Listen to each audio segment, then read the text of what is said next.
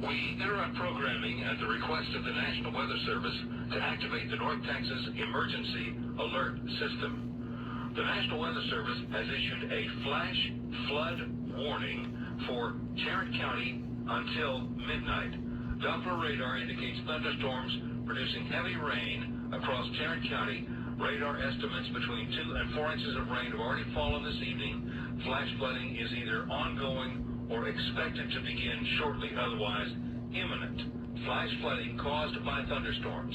Some locations that will experience flash flooding include Fort Worth, Arlington, Grand Prairie, Euless, Bedford, Grapevine, Alton City, Keller, Hurst, Southlake, Watauga, Colleyville, Saginaw, White Settlement, Crowley, Forest Hill, Azle, Richland Hills, and River Oaks.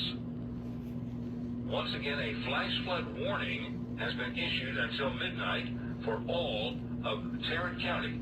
Doppler radar indicates thunderstorms producing 2 to 4 inches of rain across the entire county, and flash flooding is either imminent or expected shortly. All North Texas stations affected by this alert are requested to relay the preceding message.